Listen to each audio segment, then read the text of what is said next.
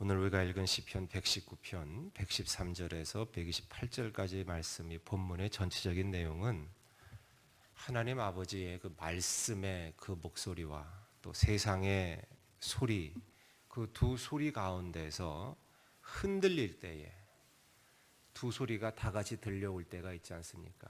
그때 내가 흔들린다는 거지요. 흔들릴 때에 오직 하나님 말씀에 굳게 매여 붙들린 자로 살기를 소망하는 시인의 간절한 소망이 담겨져 있습니다. 연약한 우리의 마음은 쉽게 흔들리고 또 주변에 안 믿는 사람들은 말씀대로 살려고 하는 나를 박해하고 또 믿음의 길이 곤고하고 고될지라도 묵묵히 걸어가야 할 사명이기에 영의 눈을 뜨고 하나님만 바라보며 살아가는 것이 바로 저와 여러분 같은 말씀의 사람들이 살아가야 할 길이다라는 것이 오늘 우리가 읽은 이 본문의 전체적인 주제입니다. 113절에서 115절의 말씀을 우리 다시 한번 읽어보겠습니다. 113절에서 115절입니다. 시작. 내가 두 마음 품는 자들을 미워하고 주의 법을 사랑하나이다. 주는 나의 은신처요 방패시라. 내가 주의 말씀을 바라나이다. 너희 행악자들이여 나를 떠날지어다. 나는 내 하나님의 계명들을 지키리로다. 아멘. 지금 이 시편 저자는 지금 두 마음을 품은 자들의 방해로 고통을 당하고 있어요. 만약 이 시편 저자가 분명히 하나님의 말씀에 자신의 마음을 확고하게 두었다면 아무리 다른 사람들이 방해해도 흔들리지 않겠죠. 그리고 그것을 방해로 여기지조차 않았을 거예요. 그런데 지금 이 시편 저자가 흔들리고 있는 이유는 뭐냐면 하나님의 말씀에 자신의 마음을 확고히 두지 못하고 세상의 말씀과 하나님의 말씀 사이에서 갈등 중에 있기에, 그러다 보니까 본인도 지금 확실하지가 않으니까 주변에 두 마음을 품은 자들의 방해와 미움이 고통스럽게 느껴지고 있다는 거예요. 하나님의 말씀이 도무지 제대로 잘 믿어지지 않기에, 그러니까 두 가지 길이 있잖아요. 믿음으로만 갈 수 있는 길과 세상이 말하는 지극히 상식적이고 합리적인 이 두 길 사이에서 지금 이 시편 저자는 흔들리고 있다는 거죠. 근데 이건 우리도 마찬가지 아닙니까? 하나님이 우리에게 걸어가기를 원하시는 그 길과, 근데 그 길은 믿음이 아니면 걸어갈 수 없는 길이에요. 좁은 길이니까, 아무도 가지 않으려고 하는 길이니까, 그 길과 세상에 걸어가라고 하는 지극히 상식적이고 합리적인 길, 시편 저자도 그 두 길 사이에서 갈등하고 있고 우리도 마찬가지라는 것입니다. 그런데 보세요. 이러할 때 이 시편 저자는 뭘 하느냐? 의도적으로 믿음의 고백을 해요. 선언을 해요. 그래서 흔들리는 자신의 마음을 붙잡기 위해서 의도적으로 믿음의 선언을 합니다. 그리고 두 마음을 품은 자들에게는 미움을 선언하고, 주의 법을 향해서는 내가 주의 법을 사랑합니다 라고 하면서 사랑을 선언하고 있습니다. 인생에 찾아오는 모든 고난과 환난 그리고 위험에서 내가 보호되는 길은 오직 주님의 품부에는 없음을 알고, 이 정말 영적인 전쟁터 속에서 은신처요 방패 되시고 산성 되시는 주님의 말씀만을 사모하고 그 말씀만을 의지하고 바라겠다는 이 시인의 이 선언, 이 믿음의 고백에는 내가 내 마음이 흔들리는 이 내적인 이 마음을 굳건하게 하겠다, 내가 더 이상 흔들리지 않겠다라고 하는 의지가 담겨져 있다는 것입니다. 116절, 117절을 다 같이 읽어보시겠습니다. 시작. 주의 말씀대로 나를 붙들어 살게 하시고 내 소망이 부끄럽지 않게 하소서. 나를 붙드소서. 그리하시면 내가 구원을 얻고 주의 율례들에 항상 주의하리이다. 아멘. 여러분, 이 두 구절의 핵심 구절은 뭐냐면 나를 붙드소서입니다. 나를 붙들어 달라. 여러분, 무언가에 붙들리고 매이는 삶이란 그게 볼 때 좋아 보이진 않아요. 내가 어디에 붙들려 있다는 것은 자유를 잃고 내 생각, 내 행동에 제한이 있다는 것은 인간으로서 답답한 일로 느껴질 수도 있다는 것이지요. 그런데 여러분, 우리가 하나님께 붙들린 삶이야말로 진정한 살아있는 삶임을 지금 시편 저자는 고백하고 있다는 거예요. 나뭇가지가 자유를 너무 갈망해서 나무 줄기에서 떨어지면 사는 겁니까? 죽는 겁니까? 죽는 겁니다. 물고기가 물속이 답답하고 싫어서 그 물속을 벗어나는 순간 죽는 거지요. 아담과 하와가 에덴 동산 안에서 선악을 알게 하는 나무 열매 먹지 아니하고 동산 안에 붙들려 매여 있었던 것이 사실은 행복이었다는 거예요. 에덴 동산을 벗어난 그 자체가 저주요 심판이었다는 것입니다. 근데 이게 우리의 삶도 마찬가지라는 거예요. 하나님이 싫고 말씀에 속박이 싫고 말씀에 굴레가 싫고 말씀이 참 부담이 되고 그것이 싫어서 여기에 좀만 벗어나고 타협하고 좀 내 방식대로 좀 살아보자, 자유로워지자, 그걸 좋다고 여기겠지만 말씀에서 벗어나는 그 순간 그 삶은 곧 죽는 것이라는 거예요. 그래서 우리에게는 이런 나를 붙드소서라고 시편 저자가 지금 고백하고 있는 것처럼 어떤 붙들림의 안정장치가 우리에겐 절실하게 필요하다는 거예요. 그게 뭘까요, 여러분? 그게 뭐냐면 장로, 권사, 집사, 목사, 여러분 이 거룩한 이 직분의 호칭에 붙들리는 거예요. 내가 목사인데, 내가 장로인데, 내가 권사인데, 내가 집사인데, 내가 교사인데, 내가 그래도 구역장인데, 여기 이 이름에 붙들리며 그것이 바로 하나님의 말씀에 붙들릴 때 내 영혼에, 내 삶에 진정한 안식과 진정한 생명이 있다는 것입니다. 노년의 바울이 사랑하는 제자 젊은 디모데에게 이렇게 얘기합니다. 디모데후서 3장 14절과 14절에 보면 15절에 보면 이렇게 말하고 있어요. 바울이. 그러나 너는 배우고 확신한 일에 거하라.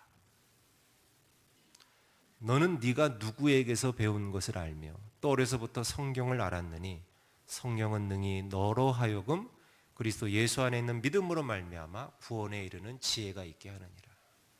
배우고 확신한 일에 거하라. 붙들리라는 거예요. 하나님께서도 이스라엘 백성들에게 이사야 41장 10절에서 이렇게 말씀하셨어요. 두려워하지 말라. 내가 너와 함께함이라.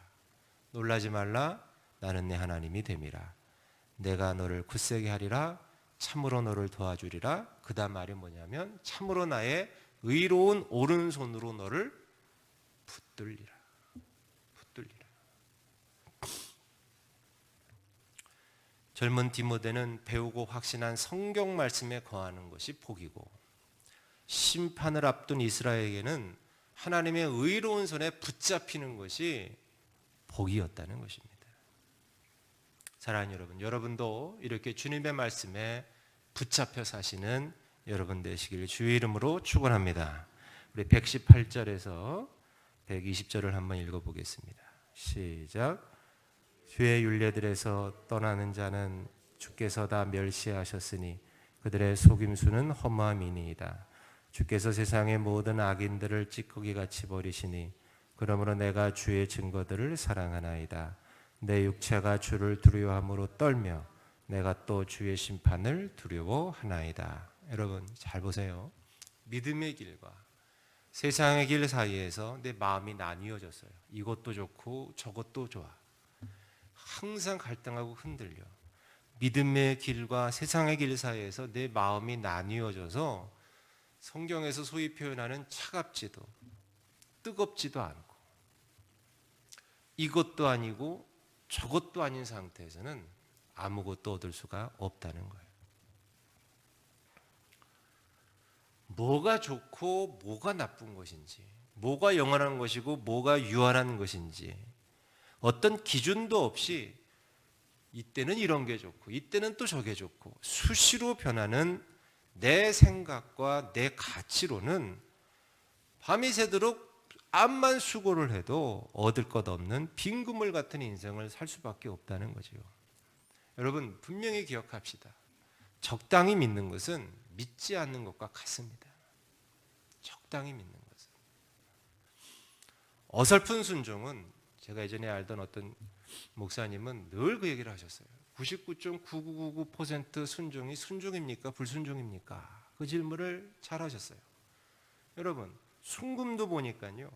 순금 뭐 1kg짜리 있잖아요. 뭐 거기 순금 막대기 거기 보면 이게 순도를 금의 그 순도를 표시를 꼭 밑에 합니다. 근데 100%는 없어요.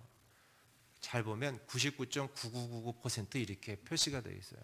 근데 그걸 순금으로 팔아요. 근데 여러분께 여쭤볼게요. 99.9999%의 순종은 순종입니까? 불순종입니까? 예? 이게 불순종이라는 거예요. 불순종.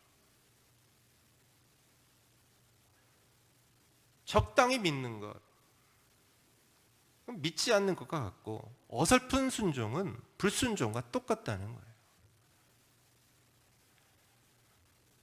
주님과 그 심판을 까맣게 잊어버리고 언젠간 주님이 다시 오시고 심판의 주님으로 오실 텐데 그 사실을 잊고 살아가는 것은 뭐냐면 주님의 그 심판을 나도 모르게 내가 가볍게 여기고 살아가고 있다는 거예요. 그래서 지혜는 뭐냐? 지혜는 내가 지금 적당히 믿고 있구나. 내가 목사인데도 적당히 내가 지금 타협하면서 내가 적당히 내가 지금 신앙생활하고 있구나. 지혜는 내가 지금 적당히 믿고 있고 어설프게 순종하고 있고 그리고 주님이 다시 오신다는 사실 그걸 잊고 살아가고 있음을 영적인 각성을 내서 그 사실을 깨달아 알아 나를 거룩한 두려움 속에 가두는 거예요. 거룩한 두려움. 오늘 본문에 보면 120절 내 육체가 주를 두려워함으로 떨며 내가 또 주의 심판을 두려워하나이다. 나를 거룩한 두려움 속에 두는 거예요.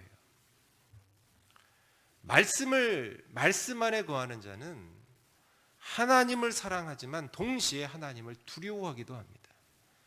저희 자녀들이 제 자식들이 아비인 저를 사랑하기도 하지만 저를 또 두려워하기도 합니다. 여러분 사랑하는 것과 두려워하는 것은 서로 상반된 개념처럼 느껴질 수 있지만 사실은 이 두 개념은 함께 가는 거예요. 경외한다 그러죠. 경외 하나님을. 경외에는 두려움이 포함되어 있는 거예요. 존경하고 사랑도 하지만 두려운 마음으로 하는 거예요. 사랑만 있으면 어떻게 되느냐? 두려움은 없고 사랑만 있으면 예의 없어져요. 천박해져요. 함부로 여기게 돼요. 상대방을 가볍게 여기게 되고 당연하게 여기게 돼요. 반대로 두려움만 있으면 상대방과 가까워질 수가 없죠. 친밀한 관계로 나아갈 수가 없겠죠. 때문에 사랑과 두려움이 함께 갈 때 가장 완벽하고 가장 멋진 사랑이 될 수 있다는 것입니다. 이런 사랑하시는 여러분 되시길 축원합니다. 우리 121절, 122절 두 절을 한번 읽어보겠습니다. 시작. 행하였사오니 나를 박해하는 자들에게서 나를 넘기지 마옵소서. 주의 종을 보증하사 복을 얻게 하시고 교만한 자들이 나를 박해하지 못하게 하소서. 여러분 보세요. 내가 사랑과 두려움으로 말씀을 붙들고 살아갈 때 나에게 주어지는 것은 뭐냐면 박해입니다.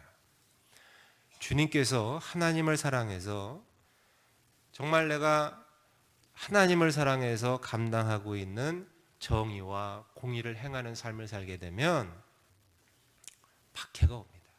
주님이 그런 삶을 사셨을 때 결국은 십자가를 지셨던 것처럼 십자가의 박해를 당했던 것처럼 우리의 삶에도 찾아오는 것은 박해요, 고난입니다. 이게 참 우리를 난감하게 만들어요.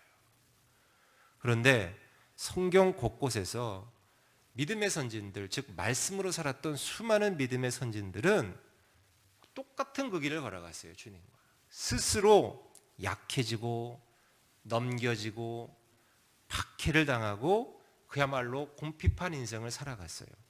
근데 어떻게 그럴 수 있었는가? 이유는 뭐냐면 말씀의 사람들은 말씀 앞에서 자신의 존재를 지워갔기 때문이에요. 나를 십자가 뒤로 감췄기 때문이에요. 주님만 높아지고 나는 정말 썩어지는 미랄이 됐다는 자신의 존재가 자신의 존재를 지워왔기 때문이라는 거지요. 오직 하나님의 뜻과 공의만 선명해지도록 자신의 명예, 자신의 이름, 자신의 삶, 자신의 욕심을 과감하게 지워갈 수 있었던 사람들이 바로 말씀의 사람들이었다. 이런 여러분 인생 되시길 주의 이름으로 축원합니다. 마지막으로 127절에서 128절을 읽어보겠습니다.